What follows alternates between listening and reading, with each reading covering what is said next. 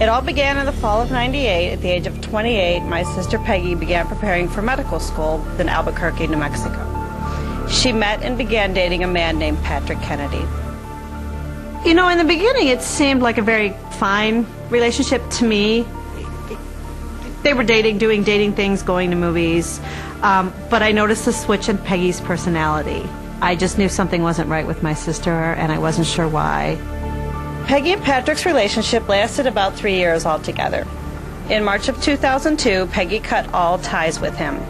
From the day she left him, he began stalking her. Calling her on her cell phone, begging her to come back, threatening her. He waited outside of her work. He waited outside of her gym, just watching her till it was a sort of a sign to let you know that I'm there and I'm watching her every move. He wanted her back in his life, and until he did, you know, he was just going to persist with it. At one point, Peggy had called me in the afternoon and said, "You'll never believe this. Patrick jumped out of the bushes at work with a dozen roses and a wedding ring and asked me to marry him." And Peggy said, "I walked right by him, I got in my car and drove away." Peggy was very, very strong and very determined to shake this man from her life. And the more she ignored him, the angrier he got. Then he progressed to paperwork. He made a really nice 8.5 by 11 flyer with a photo of my sister on it. Wrote all sorts of incredible obscenities about her and put her cell phone number on it and distributed it where she had her nails done, where she had her hair cut, where her gym was, where she worked. She took the flyer to the police and showed them that, but there was nothing they can do. It was only a flyer. But I think at that point, you know, we were still thinking that he was just playing a game. We didn't think it would escalate. And then he took greater steps because she wasn't reacting. That June, our family gathered in Orlando, Florida for my brother's wedding. Peggy brought a new man she had begun dating, Mark Sparks. Patrick knew that we would all be in Florida for this wedding.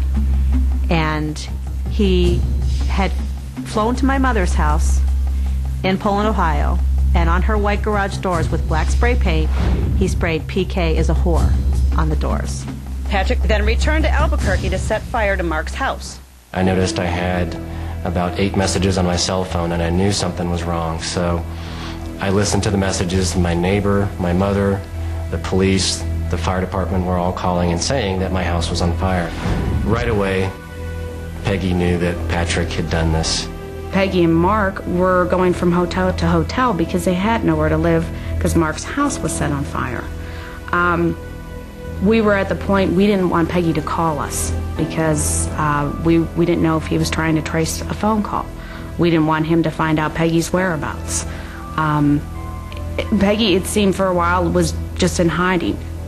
Everything that Patrick did to Peggy, Peggy went and reported it to the police.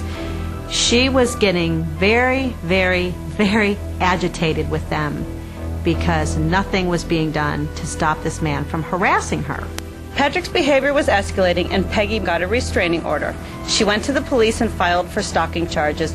The trial was delayed for several months. Nothing was being done.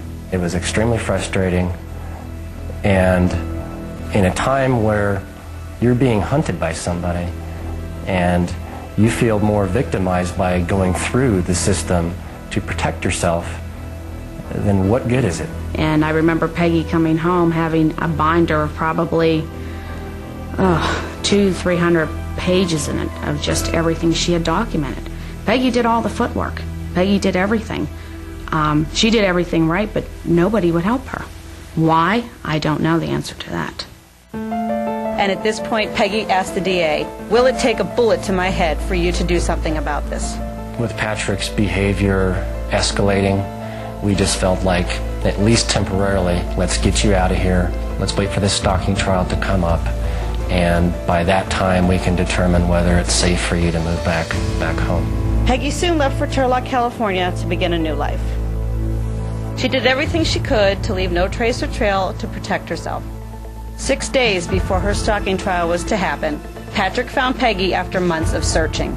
So how did this happen? After paying a private investigator for information, Peggy's stalker drove to the Albuquerque airport, checked a handgun and a hunting rifle at the airline counter, and flew to San Jose, California. He retrieved his bag with his weapons, rented a car, and arrived at her neighborhood. He posed as a private investigator, approached a delivery driver who recognized her photo, and gave him her exact address.